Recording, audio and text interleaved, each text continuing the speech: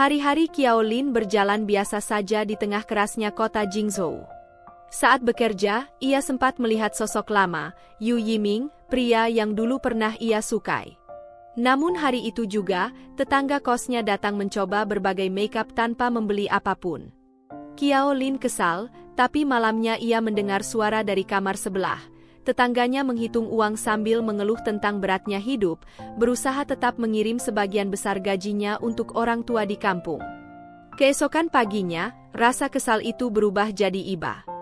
Qiao Lin datang membawa satu set makeup dan memberikannya agar tetangganya tak perlu bolak-balik ke toko. Gadis itu terharu dan memberi hadiah kecil sebagai balasan. Sejak saat itu, mereka mulai akrab, saling menguatkan di antara kerasnya kehidupan kota. Suatu hari, saat Qiao Lin ke gudang mengambil barang, tumpukan kotak jatuh menimpa bahunya. Ia dilarikan ke rumah sakit atas perintah manajernya, ditemani oleh tetangga kos yang sudah seperti saudara sendiri. Di ruang ortopedi, bahunya diperban karena dislokasi. Saat itu ia baru sadar, dokter yang menanganinya adalah Yu Yiming, pria yang dulu mengisi hatinya. Qiao Lin tertegun, nyaris tak mendengar penjelasan dokter. Yu Yiming mengenalinya dan dengan ramah membebaskan biaya pengobatan. Namun di sela percakapan, ia menanyakan tentang Suyan, teman mereka dulu. Dari dulu, Yiming menyukai Suyan, tapi cintanya bertepuk sebelah tangan. Kini, takdir mempertemukan mereka lagi dalam situasi yang canggung. Yu Yiming meminta Qiao Lin menghubungi Suyan dengan alasan menjenguknya. Tak lama kemudian, Suyan datang. Begitu melihatnya, Yiming tampak bersemangat. Mereka berbincang singkat hingga Suyan mengungkap bahwa ia kini telah menikah. Qiao Lin hanya diam, menahan sesuatu di dadanya. Setelahnya, Suyan menjemput Qiao Lin untuk pulang. Ia terkejut melihat kamar kos sang kakak begitu sempit dan kurang layak. Tanpa banyak bicara, ia mengatur agar Qiao Lin pindah ke apartemen yang lebih baik. Meski sempat menolak karena tak ingin berutang budi, akhirnya Qiao Lin mengikuti keinginan adiknya. Yang mengejutkan, apartemen baru itu ternyata berdekatan dengan rumah Yu Yiming. Suatu pagi, Qiao Lin terbangun oleh ketukan pintu. Yu Yiming datang membawa sarapan. Hatinya hangat oleh perhatian kecil itu, sesuatu yang tak pernah ia duga akan kembali ia rasakan.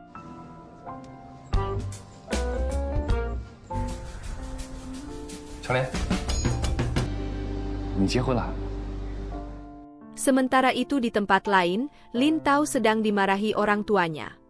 Mereka menuduh uang mahar pernikahan telah diambil keluarga Qiao Lin tanpa kejelasan. Pesan yang dikirimnya tak pernah dibalas, nomornya sudah diblokir. Didorong rasa kecewa dan curiga, Lin Tao berangkat ke Jingzhou, mencari Qiao Lin. Namun sesampainya di sana, ia justru datang ke kantor Suyan dan memaksa masuk untuk bertanya keberadaannya. Satpam menghentikannya karena tak punya akses. Suyan tak jauh dari sana sedang duduk di sebuah kafe bersama Yu Yiming. Mereka berbincang ringan, dan Suyan menitipkan kakaknya pada Yiming agar bisa diperhatikan jika terjadi sesuatu. Namun dari luar, Lin Tao yang tengah menelpon tanpa sengaja melihat mereka. Ia mendengar sepenggal percakapan dan langsung salah paham, mengira Yiming berselingkuh dengan Qiao Lin. Amarahnya meledak. Ia mendatangi mereka dengan emosi, menuduh dan bersikap kasar pada Suyan.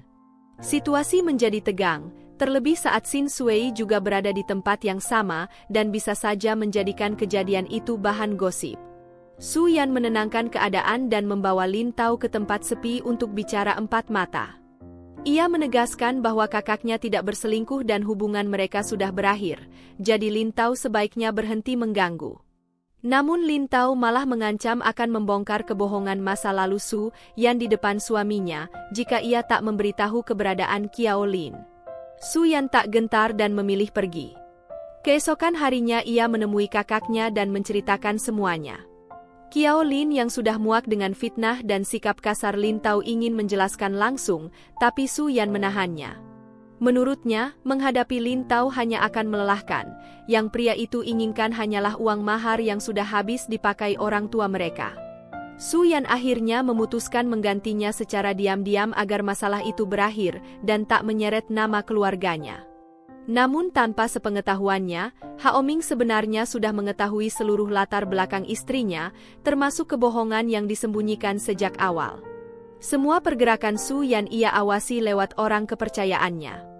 Sementara Lin Tao yang gagal menemuinya akhirnya pulang karena pekerjaannya menuntut, sedangkan di rumah, kehidupan Su Yan dan Haoming tampak romantis di permukaan, memasak bersama, bercanda, seolah pasangan sempurna. Padahal, di balik itu, keduanya sama-sama menyimpan rahasia.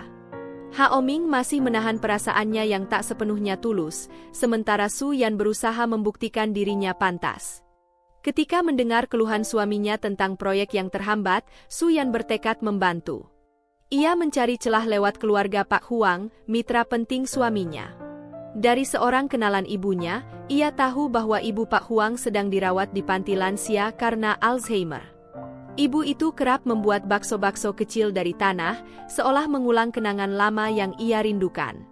Su Yan pun melihat peluang, ia mencoba membuatkan bakso sayur dengan resep neneknya, berharap dari sanalah pintu keberuntungan suaminya bisa terbuka. 你出去，我跟你好好说说。我不。他谁呀？林涛，你冷静一点啊。他不一样，薯片有下的。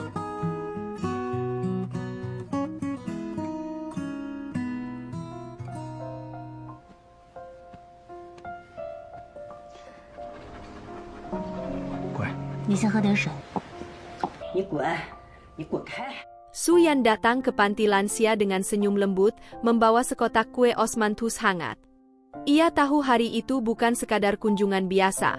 Ia ingin mendekati ibu dari Pak Huang, sosok yang bisa menjadi kunci penting dalam proyek suaminya. Namun lebih dari sekadar ambisi, Su Yan benar-benar menaruh empati pada wanita tua yang terlihat sendirian itu. Ketika ia datang, ibu Pak Huang hanya duduk di taman kecil sambil menggulung tanah menjadi bola-bola kecil, menatanya seperti bakso. Su Yan mendekat dengan hati-hati, menaruh kue di meja dan mulai berbicara pelan.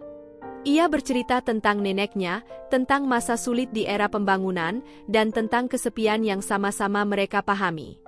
Namun ibu Pak Huang tak menjawab, malah tiba-tiba melempar kue osmanthus itu hingga menodai baju Su Yan. Bukannya marah, Su Yan justru tersenyum dan mengeluarkan wadah kecil dari tasnya, bakso sayur buatan sendiri, resep peninggalan neneknya. Aroma kaldu hangat itu membuat ibu Pak Huang terdiam. Ia menatap bakso itu lama, seolah mencium sesuatu yang sangat familiar. Perlahan ia mencicipi, lalu matanya melembut. Hari itu menjadi awal dari kedekatan mereka. Sejak saat itu, Su Yan rutin datang ke panti.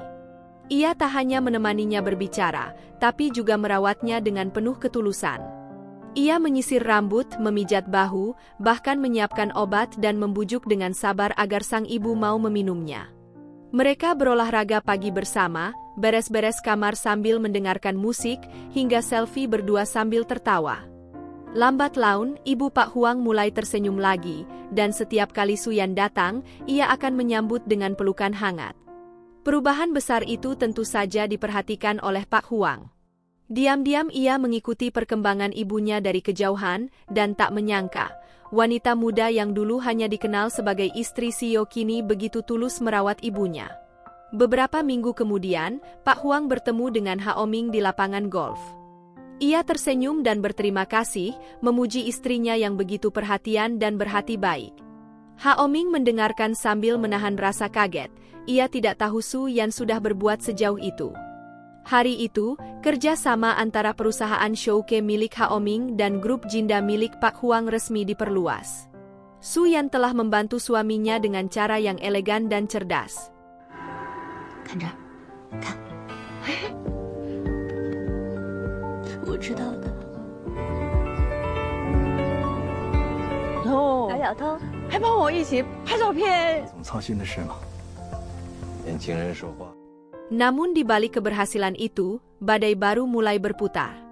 Di kantor berita tempat Su Yan bekerja, mulai muncul gosip tentang pernikahan palsu, kisah viral seorang wanita yang berpura-pura kaya dan menyewa orang tua saat menikah dengan pria konglomerat. Tak ada nama disebut, namun semua deskripsinya terasa terlalu mirip. Sin Suwei, rekan sekantor yang sejak lama iri pada Su Yan, mulai curiga. Ia teringat sosok pria paruh baya yang pernah hadir di pernikahan Su Yan. Wajahnya mirip dengan pria di berita. Rasa penasaran berubah menjadi obsesi. Ia diam-diam mencuri foto pernikahan Su Yan dari ponsel atasannya yang dulu melanggar aturan dengan mengambil foto saat acara. Sui lalu mencocokkannya dengan wajah pria di berita, dan hasilnya sangat mirip. Ia pun menyelidiki lebih jauh. Dengan tipu muslihat, ia berhasil menemukan alamat pria itu. Saat menemuinya, pria tersebut tampak lusuh, dengan pakaian buruh pabrik dan tangan penuh kapalan. Ia memperkenalkan diri sebagai Gao, bukan ayah Su Yan. Namun tatapannya gugup, dan hal itu membuat Sui semakin curiga. Meski begitu, ia yakin ada kebohongan besar yang disembunyikan. Beberapa hari kemudian, Sui menyiapkan jebakan. Ia berpura-pura meminta Su Yan menemaninya dalam acara siaran langsung karena tamu undangan batal hadir. Tanpa curiga, Su Yan menyetujui. Namun begitu siaran dimulai, Sui langsung menayangkan topik pernikahan tipuan dan menampilkan foto-foto yang nyaris identik dengan pernikahan Su Yan. Bahkan, pria bernama Gao tiba-tiba muncul di studio, berdiri di depan kamera dan berkata mengenal Su Yan. Seluruh studio gempar. Su Yan membeku, tapi tidak kehilangan akal. Saat Sui menekan dengan pertanyaan tajam, Su Yan tetap tenang, menatap pria itu dan berkata bahwa ia tak mengenalnya. Ketika Sui menunjukkan bukti foto, Su Yan justru membalikkan keadaan. Ia menyorotkan layar lain. Foto ayah dalam pernikahan itu tidak memiliki tanda lahir, sedangkan pria di hadapan mereka punya tanda jelas di lehernya. Bukti itu membuat suasana berbalik. Penonton di studio mulai berbisik, menyalahkan Sui atas tuduhan tak berdasar. Sui yang kehilangan kendali akhirnya hampir menampar Su Yan, tapi Su Yan lebih dulu menyiramnya dengan segelas air dan meninggalkan studio dengan kepala tegak. Siaran itu menjadi viral, bukan karena skandal Su Yan, tapi karena tindakan Sui yang dianggap memalukan. Pihak manajemen menangguhkan Sui karena menyiarkan fitnah tanpa bukti. Setelah itu Su Yan menemui Sui yang dalam keadaan marah.